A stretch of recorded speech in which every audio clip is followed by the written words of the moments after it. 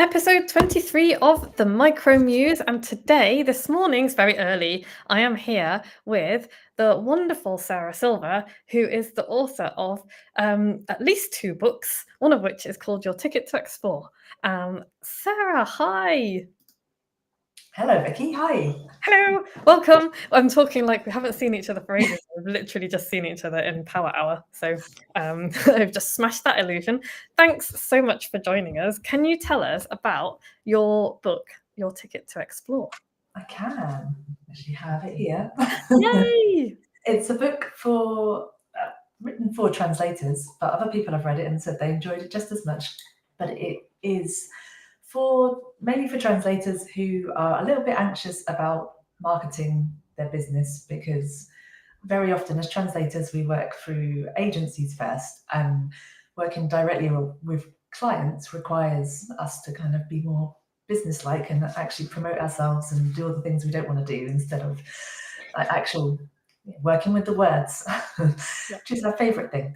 So I wrote a book about basically giving people some tools and resources and ideas and tips on how to experiment really with putting yourself out there in marketing and building the confidence, and interspersed it with a few trips from my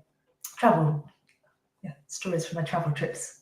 Which I love. It was such a good idea because, like, one of the things that people often say to me is, "Oh, there's already tons of books on this subject," and it's not like there is a shortage of marketing books in the world. And so when you kind of popped up with that idea, I was like, "That's such a great idea," because apart from the fact that your travels are just really interesting, and it's great to hear about people's travels, it's like, oh, it's just really appropriate because you're a translator, so you work with people all around the world, specifically in Germany, but like other translators all around the world, and it was just a refreshing idea. So yay, I loved it. So what made you decide? And you wrote that book in MicroBook Magic, right? I did, yes. Yeah, which is what we talk about. So what made you decide to join MicroBook Magic instead of like going it alone? I think I knew that I had some kind of book. I was trying to write 2 different things at that point, because we were already working together in the creative playground and writing together and doing the Write Nights. And I had like the start of a book about marketing that was becoming some big unwieldy beast. And then I also had at the back of my mind that I wanted to put my travel diaries into something that wasn't going to just disappear into disintegrate over the years, but actually write those up and kind of relive my travels. Yeah. And I didn't know what to do with either of those really. And then you were doing MicroBook Magic, and I'd seen a couple of rounds of MicroBook Magic that you'd run, and thinking, oh, I really want to do that, but it's not the right time, not the right time, not the right time. And eventually I was like, I need some help to sort this out. And then you just have a really good ability of lasering in and say, why don't you put this together with this, or take this away, and it just makes everything so much clearer. And then when you have that guidance, you can just get on with the writing, which is what I wanted to do, but I didn't know what my end goal was or how to structure it. That's really interesting. So people haven't put it quite like that before, but like I just wanted to get on with the writing, and that's what MicroBook Magic enabled you to do. Yeah, I think that's what I mean, I don't think I've put it in those words before, but I think that's what it was. Yeah, like as translators, we just want to get on with the translating. Yeah. We want to get on with the writing. And when you know where you're going and you've got the structure, then you can just let the words out and do the fun bit, which isn't always fun, but it. No, I mean, yeah. Full disclosure, there will come a time during the writing of anybody's book where you will want to set fire to it, pitch it into a volcano. That's natural. But hopefully it's not all the time, or even most of the time. So what was your favorite part about working in MicroBook Magic before, and what are you looking forward to this time, because you're doing it again? I am. The next book needs to be written. My favorite bit, I think, is you giving us the tools, like exercises to do that I definitely wouldn't have done by myself, and identifying kind of parts of books that other authors I've written, that I've listened to, or audio books. I'm just thinking of the one that I was focusing on. Books that I've listened to, books that I've read, what I liked about them, and just playing around and seeing how you can use some of those techniques, which never would have occurred to me before. So it's like, that's something that they do, and my book is mine, but you can still use the techniques and play around with them and make them your own. And that was really, really useful. Yeah. Awesome. And so you're doing the next round of MicroBook Magic, which starts next week, which is really exciting. Can you tell us a little bit about your idea for this one, or do you want to keep it secret? It's totally fine if you do. Well, it's not that clear yet, but I know that it's going to be a follow-on from your Ticket to Explore. So I want to have some more travel stories and some more kind of marketing adventures. So less of the mindset, perhaps, and more of the, this is how I've done this. Nice. I love that. And that's what's really useful for people, because like we said before, you can everything that one needs to know about marketing is somewhere out there on the internet. And what we really want, and this is particularly in the age of AI, what we really want is somebody like you who has been there. It's like not just a generic marketing book, but like for translators, because they do find it really difficult. Like a lot of creatives, it's like, I just want to get on with the stuff I want to get on with. I have to do all this marketing stuff. It's like, I'm afraid you do, yes. But it's much better when it comes from somebody who's actually doing it themselves, because then it's like, oh, I don't have to think about how do I apply this thing that this marketing person has said who is not in my industry.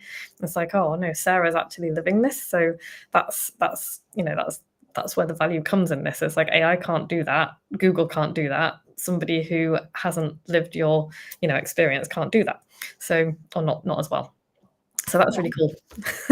Oh, thank you. No, I think a lot of the marketing books are targeted at bigger businesses as well. Yeah. Not so much for small businesses, and you have to kind of adapt the strategies for ourselves. Yeah. Not just the strategies even, because kind of, principles and strategies stay more or less the same. But I think what's really exciting about what you do is that you understand where they're coming from, and the reluctance and the fear and all of the rest of it. And it does seem that certain industries have certain hang-ups about stuff, kind of universal hang-ups. And that's what you tap into so well. So it's just like, that's what you can do. You can take that strategy and be like, okay, well, the principle doesn't change, but this is how we work around the hang-ups that we have and then you fit it in with your adventures, which I just think is such a cool idea, because it sounds so much more fun. Yeah, well, I mean, it is fun. Like, I love traveling and exploring new cultures, and then I think being part of a translator or a writer, and anyone who's kind of curious and interested in the world around you is kind of seeing those differences and enjoying the differences out there and traveling, exploring new things. And it's the same like in business, you're always exploring and experimenting, and I think so. I am. Anyway. You're right. Yeah. Objectively correct. Well, that was really cool, and I am really excited to have you join us again on MicroBook Magic. Like, I was delighted when I saw your name pop up. I was like, yes, again. So yeah, where can people buy your books? They are available in all good bookshops, as well as Amazon and anywhere that you get your e-readers. There's also an audiobook version. So if you prefer to listen rather than read, and the audiobook, it was narrated by Andy Ho. So she's a translator and an audiobook narrator, and she did an amazing job. And I also jumped on at the end. So there's a little bit from me where we have a kind of bonus for people who want to listen to the audio. Brilliant. And is the audiobook available from the usual places as well? Yes. On Audible. Cool. We will drop those links below here. And where can people find out more about you and follow you, maybe get on your email list? Yeah, the best place for the marketing for translators is businesstranslated.com. It's my website. That's the newsletter sign up and everything. And you'll find me on Instagram and also on LinkedIn. And I'm also, as a translator, I work with chemical companies under chemicaltranslator.com. Amazing. We will put those links underneath this video for everybody.